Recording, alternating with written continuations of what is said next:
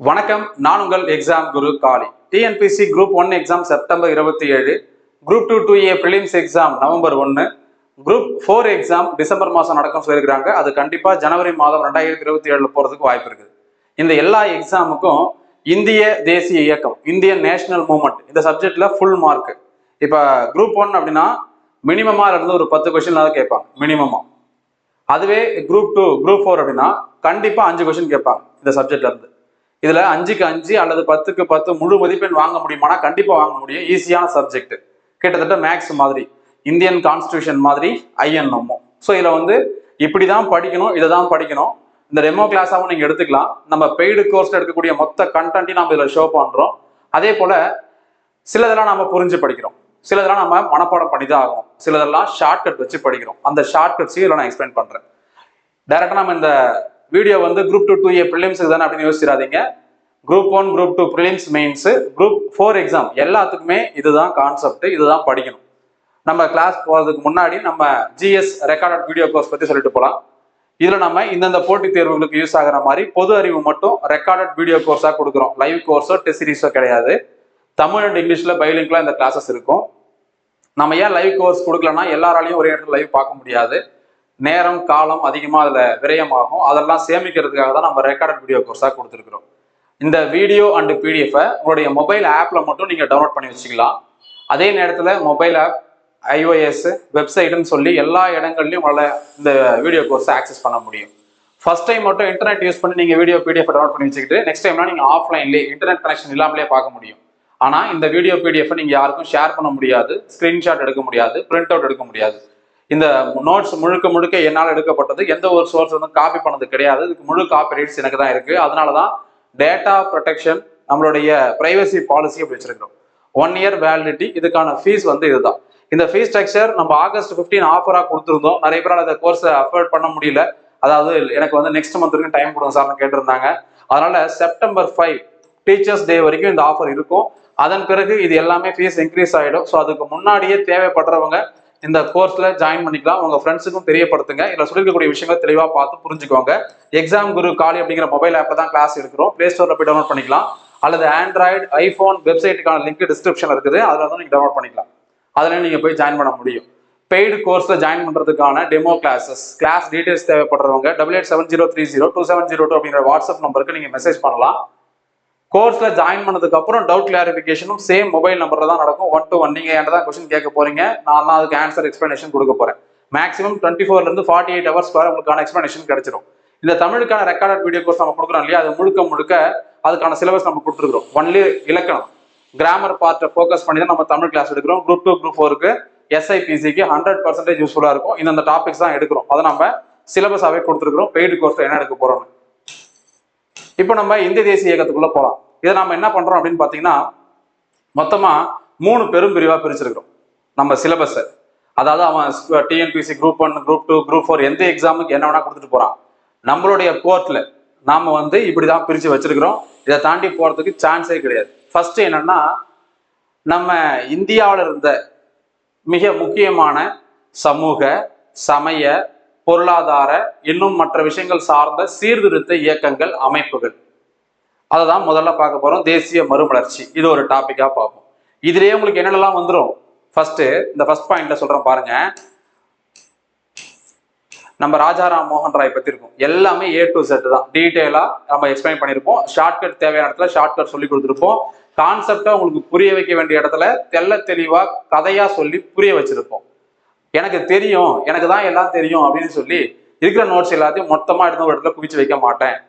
நிறைய சோர்ஸை படிச்சு, நிறைய கேள்வித்தாள்களை ரெஃபர் பண்ணி, அதை பேஸ் பண்ணி தான் நம்ம என்ன பண்றோம்னா கிளாஸா எடுக்கிறோம், கிறிஸ்பா எடுக்கிறோம், எக்ஸாம் பாயிண்ட் ஆஃப் வியூல எடுக்கிறோம். ஸோ முதல்ல ராஜாராம் மோகன் ராயில ஆரம்பிச்சு, அதே போல இந்திய அளவுல இருந்த முக்கியமான சீர்திருத்தவாதிகள் தென்னிந்தியாவில், தமிழ்நாட்டில். இப்ப தமிழ்நாட்டில் இருந்த சமூக சமய சீர்திருத்தவாதிகள்லாம் உங்களுக்கு யூனிட் நம்பர் 5 and 6 வந்துடும். ஏன்னா அதெல்லாம் நம்மளுக்கு எதுல வருது, நம்ம தமிழ்நாடு சம்பந்தமான சிலபஸ்ல வருது. இது இந்திய தேசிய இயக்க சிலபஸ்ல வருது. அடுத்ததாக பாத்தீங்கன்னா தேவேந்திரநாத் தாகூர், இவரை மகரிஷின்னு அழைப்பாங்க. ஸோ அவர் பத்தின டீடைல்ஸ் கொடுத்துருப்போம். இதெல்லாம் முக்கியமான தலைவர்கள். கேசவ் சந்திர சென், ஈஸ்வர சந்திர வித்யாசாகர்,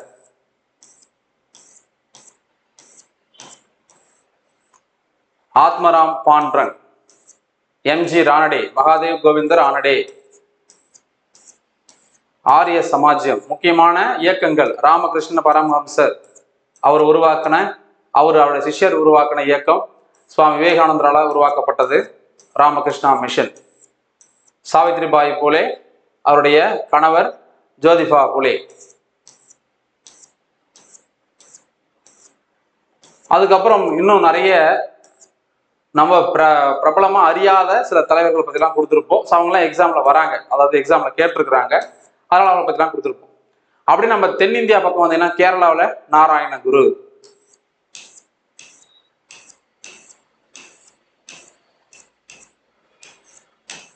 ஐயன்காளி இயக்கம் ரொம்ப முக்கியமான இயக்கம்.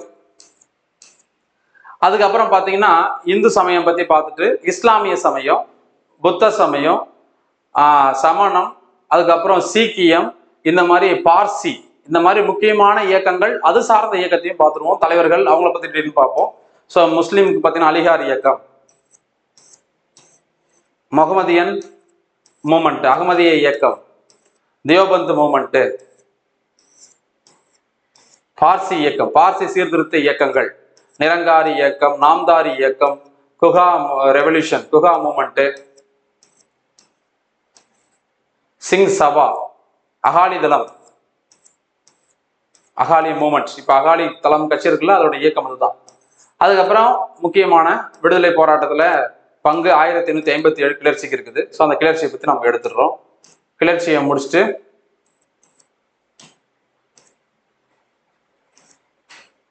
இந்தியாவில் இருந்த மிக முக்கியமான பழங்குடியினர் கிளர்ச்சிகள், அது எல்லாத்தையும் டீட்டெயிலாக பார்க்க போறோம். ஸோ நம்மளுக்கு கோல் கிளர்ச்சியில் ஆரம்பிக்குது. கோல் ரிபீலியன், சாந்தல் ரிபீலியன், முண்டா கிளர்ச்சி. ஸோ இந்த மாதிரி இருக்கிற எல்லாத்தையும் தெளிவாக கொடுத்துட்டு கடைசியா என்ன பண்றோம் அப்படின்னு பார்த்தீங்கன்னா, எந்தெந்த வருஷம் எந்தெந்த இயக்கம், அதில் யார் யாரெல்லாம் முக்கியமான நபர்கள் இருக்கிறாங்க, எந்தெந்த பகுதியில எல்லாம் பண்ணாங்க அப்படின்னு சொல்லிட்டு. இதுல முக்கியமான நான் தெரிஞ்சுக்க வேண்டியது நிறைய பேருக்கு தெரியாத விஷயம், அதனால நான் சொல்றேன். 1924 நடந்த ராம்பா ரிபிலியன், ராம்பா கிளர்ச்சி அப்படிங்கிறது தான் நம்ம RRR படம் பார்த்துருப்போம். RRR படம் பார்த்தீங்கல்ல, ராஜமௌலி படம். அதுல பாத்தீங்கன்னா அல்லூரி சீதாராம் ராஜுலு, இவரை பத்தி தான் அந்த கதை. இவர் தான் அதை வந்து அந்த பகுதியை மீட்பார். அதாவது ஒரு பழங்குடியின மக்கள்லாம் ஒரு மலைப்பிரதேசத்துல வாழ்ந்து வருவாங்க. அங்க ஆங்கிலேயர் வந்து அந்த பகுதியெல்லாம் எடுத்துட்டு அந்த பகுதியில வெவ்வேறு விஷயங்கள் செய்யணும்னு ஆசைப்படுவாங்க. அதை எதிர்த்து போராடுறாரு. ஸோ அந்த பழங்குடியினர் கிளர்ச்சி மிக முக்கியமான கிளர்ச்சியா பார்க்கப்பட்டது. அது ஒரு பகுதியா எடுத்துதான் அந்த RRR படம் எடுத்திருந்தாங்க. ஸோ அதுதான் இதான் விசாகப்பட்டின புரட்சி, வைசாக் ரெபிலியன் ஆல் ரெவல்யூஷன் அப்படின்னு சொல்லுவாங்க. மன்யம் ரிபிலியன், மன்யம் கிளர்ச்சி அப்படின்னு நம்பப்படுது. அவர் தான் அல்லூரி சீதாராம் ராஜு. ஸோ இந்த மாதிரி எல்லா இயக்கமும் பழங்குடியினர் இயக்கம் கிளாஸ் தமிழ்ல இருக்கும், இங்கிலீஷ்ல இருக்கும், ரெண்டுமே கலந்து கொடுத்துருப்போம் எல்லா விஷயங்களும். ஸோ ஃபர்ஸ்ட் விஷயம் இதுதான் முதல்ல நம்ம பார்க்க வேண்டியது. எல்லா கிளர்ச்சியும் முடிஞ்சு போச்சுங்களா? ஸோ இதுதான் ஃபர்ஸ்ட் பார்ட். நம்ம கான்ஸ்டியூஷனை 3ஆ பிரிச்சிருக்கோம், சாரி இந்தியன் நேஷனல் மூவ்மெண்ட்டை 3ஆ பிரிச்சிருக்கோன்னு சொன்னோம் இல்லையா? இந்த 3 ஃபர்ஸ்ட் விஷயம் என்னன்னா, இந்த மாதிரி சமூக சமய பொருளாதாரம் சார்ந்த மதம் சார்ந்த இயக்கங்கள், அதனுடைய தலைவர்கள், அது பார்த்தீங்கன்னா A to Z டீடைல்ஸ், இதெல்லாம் முதல்ல நம்ம பார்க்கணும். இதெல்லாம் பார்த்து முடிச்சதுக்கு அப்புறம் ரெண்டாவது எங்க வரோம்னா கவர்னர் ஜெனரல், ஆளுநர்கள். ஸோ முதல்ல யார சொன்னோம்?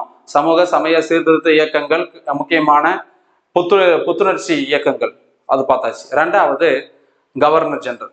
சிலபஸ்ல இல்லைன்னு சொல்லுவாங்க, இல்லைன்னா கூட எக்ஸாம்ல கண்டிப்பா கொஸ்டின் கேட்பாங்க. அது சிலபஸ்ல கொடுக்கலனாலும் இன்டைரக்டா அதான் பொருள். ஏன்னா நம்ம இந்திய விடுதலை இயக்கம் படிக்கும் பொழுது 1885 இருந்து 1947 வரைக்கும் படிக்கிறீங்கன்னா அதுல கண்டிப்பா யார் வருவாங்க? ஆளுநர்கள் வந்தே தீருவாங்க, அதில் மாற்றமே கிடையாது. ஸோ ரெண்டாவது பார்ட் இதுதான். இப்ப பாத்தீங்கன்னா இந்தியாவுடைய ஃபர்ஸ்ட் ஆங்கிலேய கவர்னர் ஜெனரல் யாருன்னா வாரன் ஹேஸ்டிங். கவர்னர் ஜெனரல், ஆங்கிலேய கவர்னர் யாருன்னா ராபர்ட் கிளைவ். அவர் வந்து வங்காளத்துக்கு மட்டும்தான் இருந்தாரு. வாரன் ஹேஸ்டிங்ஸ் 1772 இருந்து 1785 வரைக்கும் இருந்தாரு. இவர் தான் வங்காளத்தின் முதல் கவர்னர் ஜெனரல், தலைமை ஆளுநர். ரெண்டுத்துக்கு வித்தியாசம் இருக்கு.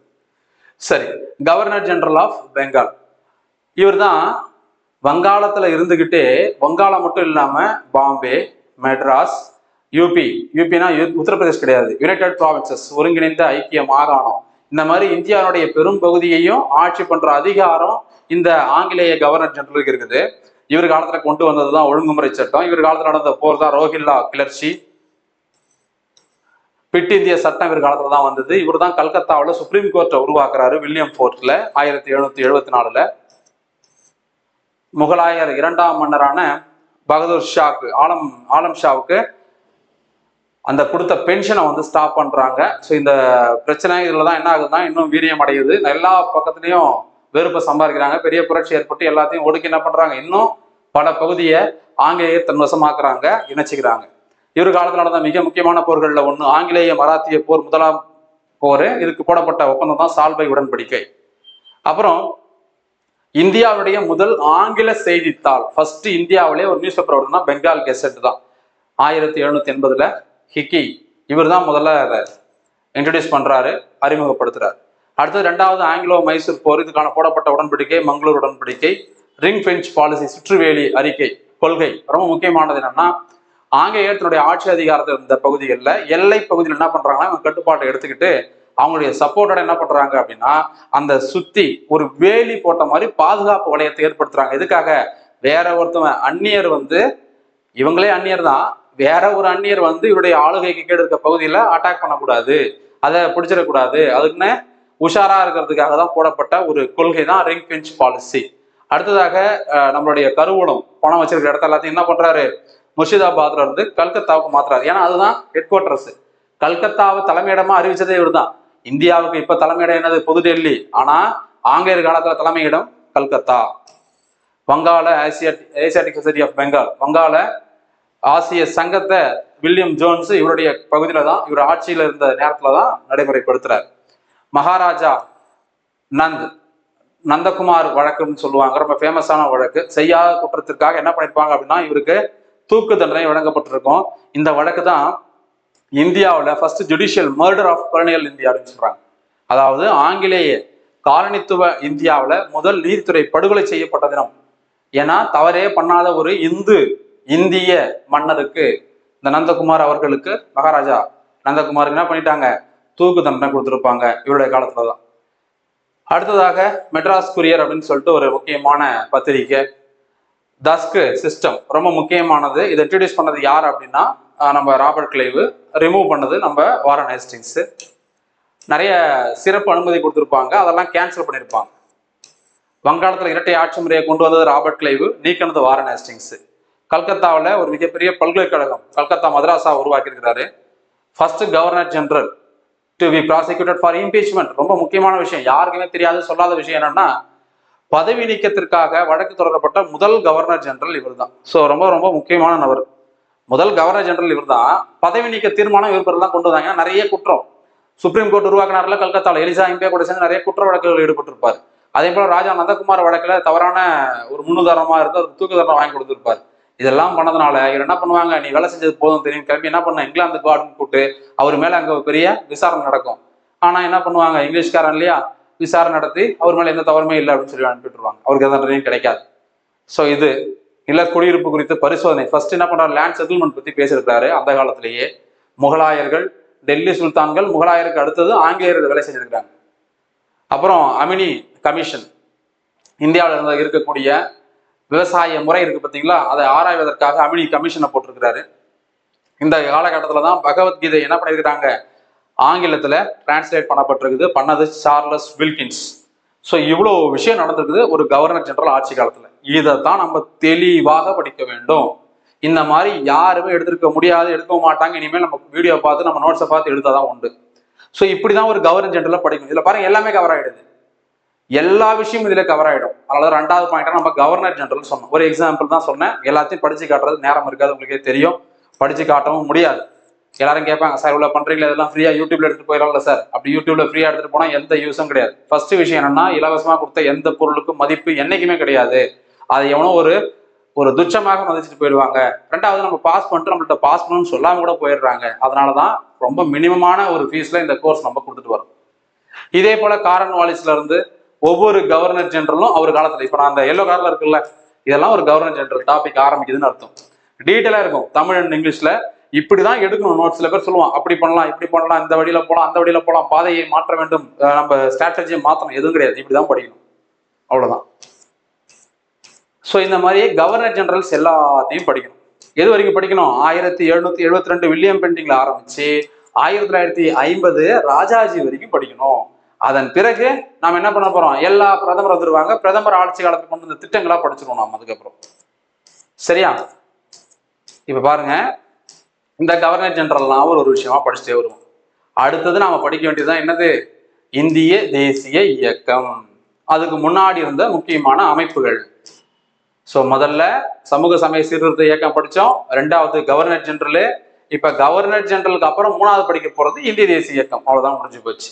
1885 ஆரம்பிச்சு 1947 இந்திய விடுதலை வரைக்கும் படிக்கிறோம். 1985க்கு முன்னாடி, அதாவது இந்த இந்திய தேசியம் உருவாக்குறதுக்கு முன்னாடி என்னென்ன இயக்கமா இருந்திருக்கும்ல, சின்ன சின்ன இயக்கமா, அந்த இயக்கத்தெல்லாம் படிக்க போறோம். அந்த இயக்கங்கள்லாம் என்னென்ன அப்படின்றதையும் படிப்போம். சார், இப்போ நீங்க கவர்னர் ஜெனரல் நடத்திட்டு வரீங்க, இப்போ நடுவில் ஒரு பெரிய இன்சிடென்ட் வருது, அதெல்லாம் எங்க சார் நடத்துவீங்க? அதெல்லாம் தனித்தனியாவே நடந்திருக்கும். அதெல்லாம் உள்ளுக்குள்ள காட்டுறேன், நான் ஒன்று எக்ஸாம்பிளோட காட்டுறேன். ஃபர்ஸ்ட் பாருங்க, இந்திய விடுதலை இயக்கத்துக்கு முன்னாடி இருந்த முக்கியமான இயக்கங்கள். யங் பெங்கால் மூமெண்ட், இளம் வங்காள இயக்கம். நம்ம ராஜா மோகன் ராய் உருவாக்கின வங்க பாஷா பிரகாசிகா சபா. வங்காள நிலச்சுவார்ந்தார்கள் சங்கம், இந்தியாவில் துவங்கப்பட்ட முதல் அரசியல் இயக்கம் இதுதான்.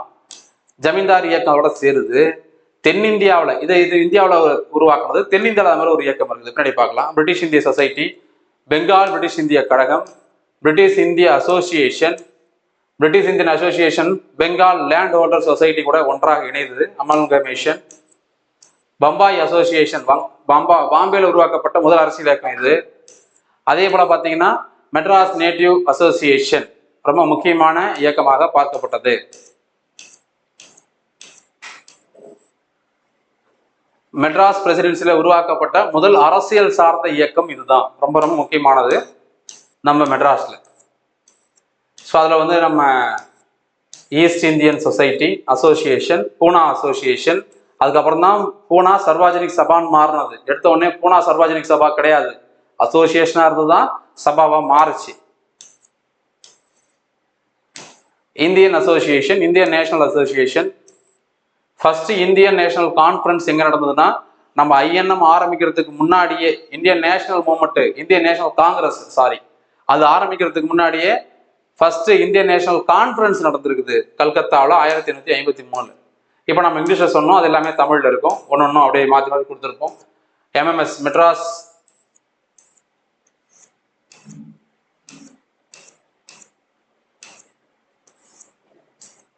Bombay presidency association. இப்போ நம்ம AOHM வந்துட்டோம், அப்போ காங்கிரஸ் கிட்ட வந்துட்டோம்னு அர்த்தம். காங்கிரஸ் கட்சி உருவானது, அதுக்கான பேர் யார் வச்சது, அதெல்லாம் பார்த்துட்டு வந்து அப்படியே எங்க வரோம்னா முதல்ல ஒரு அமைப்புக்கு வரும்.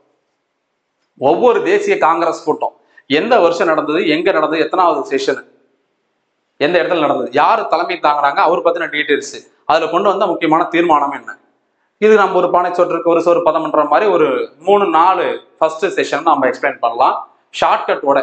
ஏன்னா ஷார்ட்கட் சொல்லியிருக்கணும் இல்லையா? ஃபர்ஸ்ட் பாருங்க, எல்லாருக்கும் தெரியும் முதல் கூட்டம் எங்க நடந்தது, கோகுல்தாஸ் தேஜ்பால் சமஸ்கிருத கல்லூரி பம்பாயில் நடந்தது. தலைமை தாங்கினது உமேஷ் சந்திர பானர்ஜி. இவர் வந்து கிறிஸ்தவரா பின்னாடி மதம் மாறினதா சொல்றாங்க, இருந்தாலும் இப்போதைக்கு உமேஷ் சந்திர பானர்ஜி ஞாபகம் வச்சுக்கோங்க. மொத்தமா 72 நபர்கள் பங்கெடுத்தாங்க. இதை பிரேவ் 72 சொல்லுவாங்க. இதுல 54 பேர் இந்துக்கள், 2 பேர் தான் முஸ்லிம்ஸ், மற்றவங்க ஜெயின் பார்சி இனத்தை சார்ந்தவங்க பங்கெடுத்துக்கிறாங்க. பங்கெடுத்த 72 பேர்ல 1/3 பங்கு பத்திரிகையாளர்கள். முக்கியம் நம்ம ஜி சுப்பிரமணிய ஐயர்லாம் பங்கெடுத்திருப்பாரு. இதுல மெட்ராஸ் மாகாணத்துல இருந்து பங்கெடுத்தவங்க எத்தனை பேரு? இது ஒரு பெரிய $1000 கொஸ்டின். ஏன்னா ஒவ்வொரு புக்ல ஒரு மாதிரி கொடுத்துருக்குறான். 22ன்னு ஒண்ணு, 21ன்னு ஒண்ணு, 26ன்னு ஒண்ணு. மெட்ராஸ் மாகாணம் அப்படின்னா இப்ப இருக்கக்கூடிய தமிழ்நாடு கிடையாது. இப்ப இருக்கக்கூடிய தமிழ்நாடு, மலபார் பகுதியில கொஞ்சம், கர்நாடகத்துல கொஞ்சம், ஆந்திர பிரதேசத்துல கொஞ்சம், ஒடிசாவுல கொஞ்சம், இதெல்லாம் சேர்ந்துதான் அப்ப இருந்த மெட்ராஸ் மாகாணம். இதுல முதல் தீர்மானம் கொண்டது நம்ம தமிழர் ஜி சுப்பிரமணிய ஐயர். 6% பேர் யாருன்னா கிறிஸ்டியன்ஸ் இருந்தாங்க இதுல பார்ட்டிசிபேட் பண்ணவங்கல்ல. முக்கியமான தலைவர்கள்லாம் யார் யாருன்னு பேர் கொடுத்துருக்கிறோம் பாத்துக்கோங்க. இந்த நேரத்துல முக்கியமான தலைவரான சுரேந்திரநாத் பானர்ஜி பங்கெடுக்கல. ஏன்னா அவர் வேற ஒரு மீட்டிங்ல, அதே அந்த நேரத்துல வந்து கல்கத்தால ஒரு மீட்டிங் நடத்தி பேசிட்டு இருந்துக்கிறாரு. இந்தியாவின் முதுபெரும் மனிதர் தாதாபாய் நௌரோஜி, தென்னிந்தியாவின் முதுபெரும் மனிதர் தமிழ்நாட்டை சார்ந்த சுப்பிரமணிய ஐயர். இவர் ஜி சுப்பிரமணிய ஐயர் கிடையாது, எஸ் சுப்பிரமணிய ஐயர். என்னென்ன டிமாண்ட், என்னென்ன விஷயங்கள் நம்ம வந்து முன்மொழிஞ்சோம், என்னென்ன கோரிக்கைகளா வச்சிருந்தோம் அப்படின்னு கொடுத்துருக்குறோம். இதுல பங்கெடுத்த தலைவர்கள் பின்னாடி வந்து எப்படிலாம் மாறி இருந்தாங்க அப்படின்னும், பொதுவாக மிதவாதிகள் தீவிரவாதிகள்லாம் யார் அப்படிங்கிறதையும் கொடுத்துருக்குறோம். மெட்ராஸ்ல இருந்து, சென்னை மாகாணத்துல இருந்து பங்கெடுத்தவங்க எல்லாம் யாரு லிஸ்ட் கொடுத்துருக்கோம் பாத்தீங்களா, பாத்துக்கோங்க. இது முதல் கூட்டம். ஒரு கூட்டம்னா இப்படிதான் படிக்கணும். எப்ப ஆரம்பிச்சாங்க? டிசம்பர் 27, 30, 1886 2வது கூட்டம் கல்கத்தாவில் நடந்த. தலைமை தாங்கினது தாதாபாய் நௌரோஜி, இந்தியாவின் முதுபெரும் மனிதர், காங்கிரஸ் தாத்தா என்று அழைக்கப்பட்டவர். இவர் தான் குஜராத்தி மொழியை பேசக்கூடிய முதல் பார்சி இனத்தை சார்ந்த நபர். ஜவஹர்லால் குடும்பத்தை சார்ந்தவர் தலைமை தாங்கியிருக்கிறாரு. மொத்தம் 434 பேர் பங்கெடுக்கிறாங்க. தமிழ்நாட்டில இருந்து மெட்ராஸ் மாநிலத்தில் 47 பேர் பங்கெடுத்திருக்கிறாங்க. இதுல முக்கியமான நபர்கள் யார் யாரு, என்னென்ன விஷயங்களை கொண்டு வந்தாங்க அப்படிங்கிறத தலைவர் பேரை கொடுத்துருக்கிறோம். அதன் பிறகு முக்கியமான கமிட்டி, இந்த அமர்வுடைய முடிவுல தான் நாடு முழுவதும் மாகாண காங்கிரஸ், ஒவ்வொரு ஸ்டேட்லயும் காங்கிரஸ் கமிட்டியை உருவாக்கணும்னு ஒரு அமைப்பு உருவாக்கி இருக்காங்க. இதுல பங்கெடுத்துல இருக்கும் லார்ட் டஃப்ரின் என்ன பண்ணிருக்காரு, தேநீர் விருந்து கொடுத்திருக்காரு. ஆனா இதே டஃப்ரினே பின்னால் என்ன பண்ணிருப்பாரு, இதை விமர்சிச்சும் பேசியிருப்பாரு. காங்கிரஸ் அப்படிங்கிறது microscopic minority of the people அப்படின்றத டஃப்ரின் வந்து கிரிட்டிசைஸ் பண்ணியிருப்பார், அதற்கு விமர்சிச்சிருப்பாரு.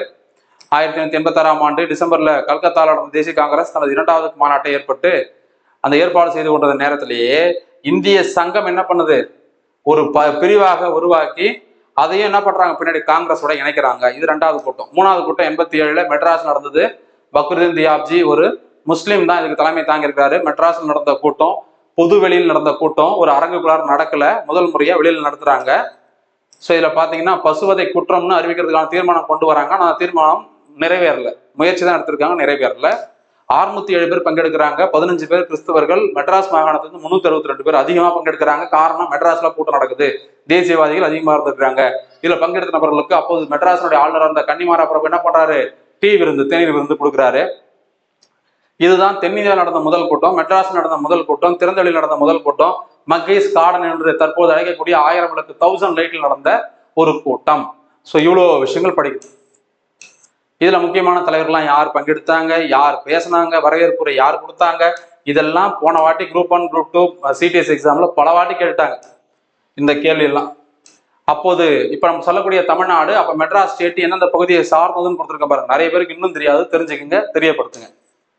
இந்த பாருங்க, பல்லாரி, பெங்களூர்லாம் தெற்கு கனரா. இப்ப கனரா பேங்க் இருக்கு பாருங்க, கனரான்றது ஊர் பேரு, அந்த தெற்கு கனரா இதெல்லாம் சேர்ந்ததுதான் அப்போதைய மெட்ராஸ்.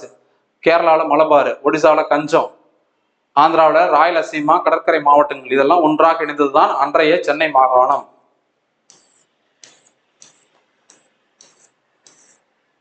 நான்காவது கூட்டம் 1888 அலகாபாத்தில் நடந்தது. தலைமை தாங்கல் ஜார்ஜ் யூலே. ஃபர்ஸ்ட் இங்கிலீஷ், முதல் ஆங்கிலேயர் தலைமை தாங்கியிருந்தார். இப்ப ஷார்ட்கட் பார்க்கலாமா, 1 2 3 4. முதல் கூட்டம் 1885, 86, 87, 88 லைனா வரும்போது உங்களுக்கு தெரிய போதில் மாற்றம் கிடையாது. இதுல பாத்தீங்கன்னா பிசிஎம் அல்லா, பிசிஎம் அல்லா, பீனா பாம்பே, சரியா, பாம்பேயில் நடந்தது. தலைமை தாங்கினது பானர்ஜி, உமேஷ் சந்திர பானர்ஜி. 2வது சீனா கல்கத்தா, கல்கத்தா, கல்கத்தா தாத்தா யாரு, தாதாபாய் நௌரோஜி, தாத்தா கல்கத்தா தாத்தா. 3வது பிசிஎம், எம்னா முஸ்லீம், முஸ்லீம் மெட்ராஸ், மெட்ராஸ் நடந்த கூட்டம் முஸ்லீம் யாரு, பக்ருதீன் தியாப்ஜி. 4வது அல்லா, பிசிஎம் அல்லா, பிசி முஸ்லீம், அல்லா, அல்லானா அலகாபாத். இதுதான் முதல் முறை என்ன பண்றாங்க அப்படின்னு பாத்தீங்கன்னா, ஒரு ஆங்கிலேயர், 3 பேரு இந்தியர்கள், ஆங்கிலேயர் வராரு ஜார்ஜ் யூலே, அவ்வளவுதான் முடிஞ்சு போச்சு. இதான் அதுக்கான ஷார்ட். பிசிஎம் அல்லா ஞாபகம் வச்சுக்கோங்க. பாம்பே கல்கத்தா மெட்ராஸ் அல்லா அலகாபாத், பாம்பே பானர்ஜி, கல்கத்தா தாத்தா தாதாபாய் நௌரோஜி காங்கிரஸ் தாத்தா, மெட்ராஸ் முஸ்லீம் நம்ம பக்ருதீன் தியாப்ஜி, அல்லா அலகாபாத் முதல் ஆங்கிலேயர் அல்லா அலகாபாத் ஞாபகம் வச்சுக்கோங்க, ஜார்ஜ் யூலே. இவ்வளவுதான் விஷயம். இதே போல அனைத்து காங்கிரஸ் மாநாடுகளும் கொடுத்துருப்போம்.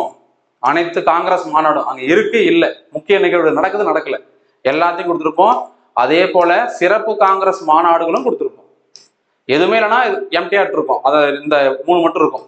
இதுல பாத்தீங்கன்னா தெரியும் உங்களுக்கு, இதுல ஒரு 3 மட்டும் இருக்கும், மற்ற எதுவுமே இருக்காது. அப்ப இதுல எது நடக்கலன்னு அர்த்தம், முக்கியமான தீர்மானம் எது நடக்கலன்னு அர்த்தம், அவ்வளவுதான். சரியா? இப்போ இப்படி படிச்சுட்டே வரும்போது ஒரு கவர்னர் ஜெனரல் முடியும் போது அடுத்த கவர்னர் ஜெனரல் ஆரம்பிக்கும். அந்த கவர்னர் ஜெனரலுக்குள்ளார நடந்த முக்கியமான இன்சிடென்ட், அதுல முக்கியமான திட்டங்கள், சட்டங்கள், முக்கியமான காங்கிரஸ் கூட்டங்கள், முக்கியமான இந்திய தேசிய இயக்கங்கள், அதுவும் அதுலயே அடங்கிடும். ஸோ நம்ம கிளாஸ் எப்பவுமே சொல்றதுதான், இப்படிதான் படிக்கணும். எவ்வளவு சிம்பிளிஃபை பண்ணி நம்ம கொடுக்க முடியுமோ அவ்வளவு சிம்பிளிஃபை பண்ணி கொடுத்துருக்கேன். இதை தாண்டி நீங்க ஒரு புத்தகத்தை படிக்க வேண்டிய அவசியமே இருக்காது. ஸ்கூல் புக்கோ இல்ல அவுட் சோர்ஸோ எந்த புக்கும் படிக்க வேண்டிய அவசியம் இருக்காது. கண்டிப்பா இதுல இருந்தா கொஸ்டின்ஸ் வரும். வரனா கூட இது நல்லா படிச்சிருந்தீங்கன்னா ஈஸியா ஆப்ஷன் எலிமினேட் பண்ணிட்டு போயிட்டே இருக்கலாம். இப்பெல்லாம் காங்கிரஸ் மீட்டிங் நடந்துருதா, அதெல்லாம் படிச்சுட்டே வரமா? ரைட், வாங்க.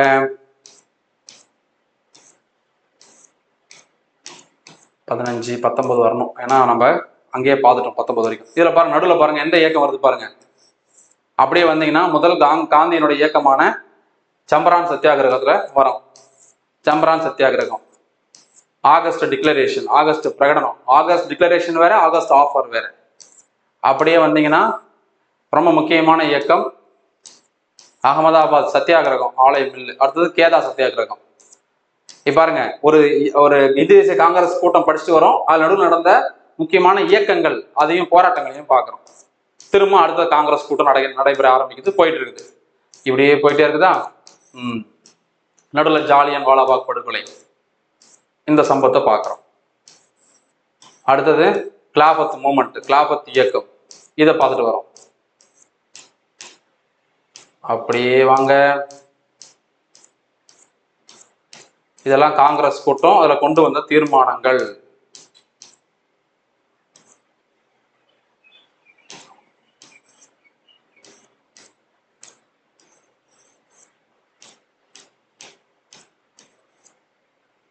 சைமன் கமிஷன், சைமன் குழு, அதுவும் இதுக்குள்ளே வந்துருது. எது வரைக்கும் பார்த்துருந்தோம்னா மின்டோ மார்லி சீர்திருத்தம். ஏன்னா மின்டோ மார்லி வரைக்கும் நம்ம முன்னாடி பார்த்துட்டோம், கவர்னர் ஜெனரல்ல பார்த்துட்டோம். அடுத்த கவர்னர் ஜெனரல் எங்க வராருன்னு பார்க்கலாம். இதுல வந்துடணும். 30 தண்டி மார்ச், உப்பு சத்தியாகிரகம், தண்டி மார்ச் பத்தி எடுத்துருக்கிறோம்.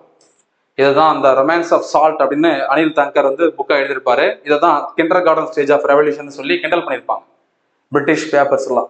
அதாவது ஒரு மழலையர் போராட்டம், ஸ்கூல் பசங்களாம் ஸ்கூல் ஸ்டேஜ்ல ஏறி போராட்டம் பண்ணி எப்படி இருக்கும், அந்த மாதிரியான போராட்டம் தான் இந்த உப்பு சத்தியாகிரகம்னு நம்ம அவ்வளவு பெரிய போராட்டத்தை கிண்டல் பண்ணி பேசியிருக்கிறான் இங்கிலீஷ்காரன். அடுத்து ரவுண்ட் டேபிள் கான்ஃபரன்ஸ், அதுல நடந்த காந்தி இர்வின் ஒப்பந்தம், முதல் வட்டமேசை மாநாடு, அதுக்கப்புறம் 2வது 3வது வட்டமேசை மாநாடு. இப்ப பாருங்க, அப்படியே பாருங்க, எங்க வந்து திரும்பவும் வெலிங்டன்ல ஆரம்பிக்கிறோம். ஏன்னா நம்ம இதுக்கு முன்னாடி இர்வின் வரைக்கும் பார்த்துருப்போம். 1931 ஆகஸ்ட் வரைக்கும் பார்த்துருப்போம். செப்டம்பர் மாசம் இவர் பதவி இருக்கிறார். அப்ப இதுல இருந்து ஸ்டார்ட் பண்றோம். இப்ப பாருங்க, இப்போ நல்லா புரியும். வெலிங்டன் 1931 36 வரைக்கும் இவர் கவர்னர் ஜெனரலா இருந்தார். இவர் காலத்தில் நடந்த விஷயம் எல்லாத்தையும் பார்ப்போம். இந்த இதுலயே பார்த்து முக்கியமான சட்டம், திட்டம், இந்திய தேசிய காங்கிரஸ் கூட்டம், இந்திய தேசிய காங்கிரஸ் இயக்கம், முக்கியமான போராட்டங்கள் எல்லாத்தையுமே பார்த்துருவோம். இப்ப பாருங்க, 2வது வட்டமேசை மாநாடு, ராம்சே மெக்டொனால்டுடைய கம்யூனல் அவார்டு, முக்கியமான லோதியன் கமிட்டி, அந்த கமிட்டிஸ்ல யாரெல்லாம் இருந்தாங்க, இண்டிவிஜுவல் சிவில் டிசோபிடன்ஸ், தனிநபர் சத்தியாகிரகம், சிவில் ஒத்துழையாமை இயக்கம், அடுத்ததாக காந்திக்கும் அம்பேத்கரோட இருந்த பூனா உடன்படிக்கை, அதுல யாரெல்லாம் கையெழுத்து போட்டிருப்பாங்க. பூனா ஒப்பந்தம் என்பது 5 மணி ஒப்பந்தம் என்று அழைக்கப்படுகிறது. ரொம்ப ஃபேமஸான சுவாரஸ்யமான சம்பவம் என்னன்னா, பூனா ஒப்பந்தத்துல காந்தியே கையெழுத்து போடல, காந்தியோட மகன் தான் கையெழுத்து போட்டிருப்பாரு. காந்தி ஒருவர், கையெழுத்திட்டவர்களில் காந்தியும் ஒருவர் அல்ல, ஆனால் அவரது மகன் தேவதாஸ் காந்தி அந்த ஒப்பந்தத்தை கையெழுத்து போட்டாரு. ரொம்ப சுவாரஸ்யமான விஷயம். யாரெல்லாம் கையெழுத்து போட்டிருப்பாங்க, தமிழ்நாட்டில் இருந்து ரெட்டம் லட்சுமணன் கையெழுத்து போட்டிருக்காரு, ராஜாஜி கையெழுத்து போட்டிருக்காரு, MC ராஜா கையெழுத்து போட்டிருக்காரு, தமிழ்நாட்டை சார்ந்தவங்க இவங்கெல்லாம். அடுத்தது 3வது வட்டமேசை மாநாடு, அதுல நடந்த அந்த காலத்தில் நடந்த பாகிஸ்தான் தனிநாடு தீர்மானம், இந்திய அரசு சட்டம் 1935 ஆக்ட், 31 நடந்த கராச்சி மாநாடு வல்லபாய் பட்டேல் தலைமையில, 32 டெல்லி மாநாடு, அதுக்கு நடுவில் நடந்த முக்கியமான இயக்கம் 33 கல்கத்தா மாநாடு, 34 பாம்பே மாநாடு, 35 எந்த அமர்வும் கிடையாது. அடுத்தது லின்லித்கோ வந்துட்டோம். புரிஞ்சுதா? ஸோ ஒரு கவர்னர் ஜெனரல்லாம் இப்படிதான் படிக்கணும் இல்லை, ஒரு சப்ஜெக்ட்னா இப்படிதான் படிக்கணும். நான் இதை இது நீங்க யோசிக்கலாம். சில பேர்லாம் பார்த்துட்டு என்ன நல்லா இருக்கு, சூப்பரா இருக்கு யோசிக்கலாம். இது நான் இன்னைக்கு எடுக்கல, இது நான் எடுத்ததே கிட்டத்தட்ட ஒரு 4-5 வருஷத்துக்கு முன்னாடி எடுத்ததுல இருந்து தான் அப்டேட் பண்ணிட்டு வரோம். அப்ப யோசிப்பான், சரி சார் அப்ப எடுத்தது இப்ப யூஸ் ஆகுமா? இப்ப இல்ல, இன்னும் 10 வருஷம் கழிச்சு யூஸ் ஆகும். அப்படிதான் நம்ம சிலபஸை நான் சொன்ன மாதிரி நம்ம கோர்ட்ல அப்படிதான் நம்ம டிசைன் பண்ணி வச்சிருக்கிறோம். நம்ம சிலபஸ்ல நம்ம கிளாஸ்ல அப்படிதான் கொடுத்துருக்கிறோம். ஸோ இது அடுத்து லின்லித்கோ இந்த காலம் 36 to 44 இதுல நடந்த எல்லா விஷயத்தையும் கொடுத்துருப்போம். இதே போலதான். ஸோ இதுக்கு நடுவில் பார்த்தீங்கன்னா நம்ம 3 முக்கியமான விஷயம் சொன்னோம்ல, 4வதா ஒன்று இருக்குது, அதுதான் கடைசி. அது என்னது? புரட்சிகர இயக்கங்கள். அதுல முக்கியமான தலைவர்கள். முடிஞ்சு போச்சு, அவ்வளவுதான். சிலபஸ் அவன் என்ன கொடுத்துட்டு போறான், அதை பத்தி நீங்க கவலையப்படாதீங்க. புரட்சிகர இயக்கம், அதுக்கப்புறம் அதுல முக்கியமான தலைவர்கள். நம்ம விடுதலை கிட்ட நெருங்கிட்டோம், வாங்க விடுதலைக்கு போலாம். விடுதலையை அடைய போகிறோம். 1946 வந்துட்டோம், வீரட்டு. அடுத்தது 47க்கு வந்துடலாமா? சிம்லா மாநாடு,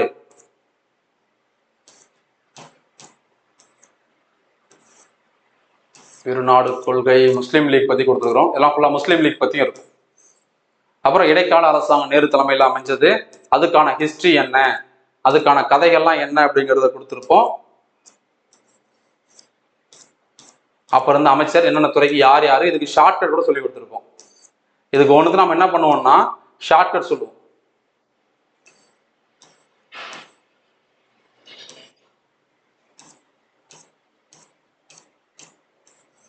கடைசியா மவுண்ட் பேட்டன், இந்திய விடுதலைக்கு வந்துட்டோம். 1947 to 48 ஜூன் 30 வரைக்கும் மவுண்ட் பேட்டன் இருந்தாரு. அவருக்கு அப்புறம் ராஜாஜி வந்தார். அவ்வளவுதான். கடைசி காங்கிரஸ் மாநாடு, இந்தியா விடுதலை அடைந்ததுக்கு அப்புறம் காங்கிரஸ் மாநாடு. புரட்சிகர இயக்கங்கள், ரெவல்யூஷனரி மூவ்மெண்ட் வந்துட்டோம். இதுல முதல்ல பாத்தீங்கன்னா அனுசீலன் சமிதி 2 இருக்கும். அந்த அனுசீலன் சமிதி 2ஆ பிரிஞ்சிடும். எங்கன்னா பெங்கால தான் இருந்தது. 1905ல பெங்கால் 2ஆ பிரிஞ்சிருது. பங்களாதேஷ்ல ஒண்ணு, நம்ம இந்தியாவில் இருக்கக்கூடிய பெங்கால்னு சொல்லி. ஸோ அப்படி உருவானது முதல்ல 1904 கல்கத்தா அனுசீலன் சமிதி. யுனைடெட் இந்தியா, இங்க பாத்தீங்கன்னா தெரியும், யுனைடெட் இந்தியா ஒருங்கிணைந்த இந்தியாவில் இருக்கும் பொழுது. டாக்கா அனுசீலன் சமிதி அங்க ஆரம்பிச்சது. அப்பனா அங்க கிடையாது, இந்தியாவில தான். இப்பதான் தனியா நாடு பிரிச்சுட்டாங்க. அடுத்ததாக மித்ரா மேளா, வி.டி. சவர்கர், ஜி.டி. சவர்கர் உருவாக்கினது. Abhinav Bharat Sangh, Abhinav young India society, Rashtriya Swayam Sevak RSS. Alipur bomb case, Alipur குண்டடிப்பு வழக்கு. காதர் பார்ட்டி, கதார் கட்சி அப்படின்னு சொல்லுவாங்க, காதர் கட்சி. டெல்லி லாகூர் சதி வழக்கு அல்லது டெல்லி சதி வழக்கு. லாகூர் சதி வழக்கு அல்லது முதல் லாகூர் சதி, ஃபர்ஸ்ட் லாகூர் conspiracy case. Hindustan republic association HRA, அதுல இருந்து உருவானதான் HSRA, Hindustan socialist republic association HSRA.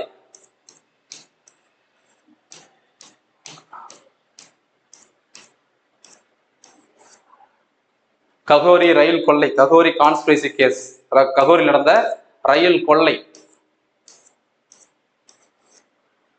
இதுல முக்கியமான நபர்கள் யாருக்கு தண்டனை கொடுத்தாங்கன்னா அடுத்து HSRA, Hindustan socialist republic association HSRA.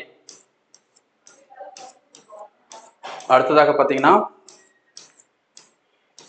கடைசியா, ஸோ இதெல்லாம் பார்த்துட்டு இந்த மாதிரி சதி வழக்கெல்லாம் பார்த்துட்டு வரோம். சிட்டகாங் ஆயுத கிடங்கு ரெய்டு, ஆயுத கிடங்கு நடந்த தாக்குதல், சூர்யா சென்னு, நம்ம கல்பனா தத். அப்புறம் முக்கியமான லீடர்ஸ் எல்லாம் ஒரு லீடர்ஸ் எடுத்து அந்த லீடர்ஸ் பத்தி A to Z பார்த்துருப்போம்.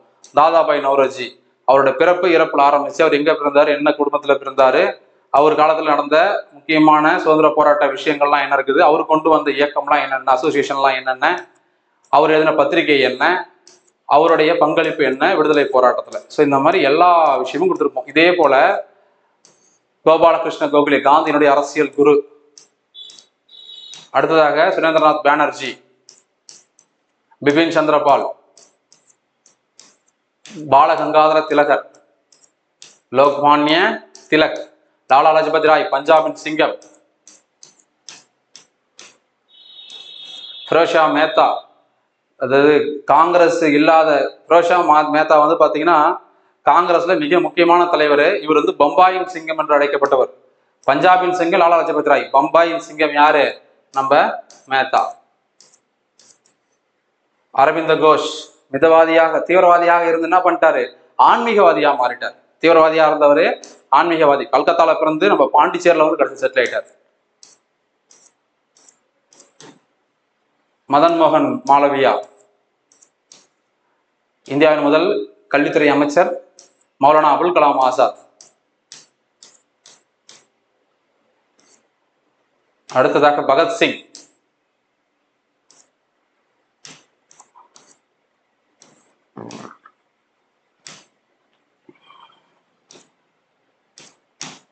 அடுத்ததாக உத்தம் சிங். கடைசியா மோகன்தாஸ் கராம்சந்த் காந்தி. நிறைய இருக்கும், அவ்வளோ கொடுத்துருக்கோம். இதோட முடியல, இன்னும் நிறைய இருக்குது சொல்றேன். ஏன்னா அதுக்கப்புறம் பெரிய பெரிய லீடர்ஸ் எல்லாம் கொடுத்துருப்போம். நிறைய டேட்டாஸ், நிறைய இன்ஃபர்மேஷன் நோட்ஸ் இருக்கும். அதனால இது மகாத்மா காந்தியே இவ்வளவு நோட்ஸ் இருக்கு. இது ஃபுல்லா காந்தி தான். அப்புறம் தான் ரவீந்திரநாத் தாகூர்,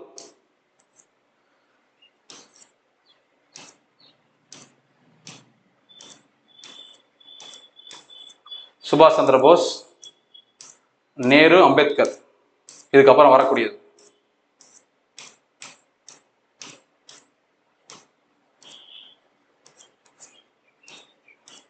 சுபாஷ் சந்திர போஸ்,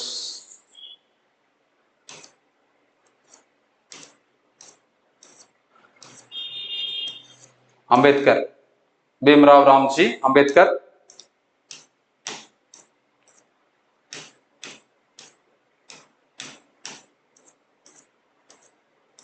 அம்பேத்கர் பத்திர நோட்ஸும் அதிகமாக இருக்கும். நிறைய இருக்கிற நோட்ஸ் நம்ம கடைசியாக வச்சிருப்போம். த வெயிட்டிங் ஃபார் விசா அப்படிங்கிறது ஃபேமஸான ஒரு புக்கு. இவர் எழுதுனது, எக்ஸாம்ல அடிக்கடி கேட்டிருக்கிறாங்க.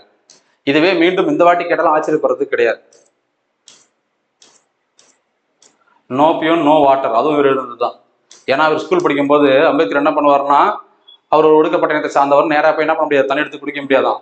பியூன் இருந்தாருன்னா அந்த பியூன் தான் என்ன பண்ணுவார், போய் அந்த டம்ளார் எடுத்து தண்ணியை மொண்டு ஊற்றுவார், கையை பிடிச்சி குடிப்பாராம். அன்னைக்கு ஒரு நாள் பியூன் வரலாம், இவருக்கு தண்ணி இல்லையா குடிக்கிறதுக்கு. அதான் நோ பியூன் நோ வாட்டர் அப்படின்னு புத்தகம் எழுதியிருப்பார். அவர் பட்ட வழிகள் எல்லாத்தையும். ஸோ இதெல்லாம் அம்பேத்கர் குறித்த பாடங்கள் எல்லாம் நம்ம தெளிவாக விளக்கியிருப்போம். கடைசியா ஜவஹர்லால் நேரு. நேரு அவர் எழுதின கடிதங்கள், மகளுக்கு எழுதின கடிதங்கள், கடைசியாக அவர் எழுதின புத்தகங்கள், அது வரைக்கும் எடுத்து முடிச்சிருப்போம். கம்ப்ளீட்டா இருக்கும். ஸோ இவ்வளவுதான்ப்பா விஷயம்.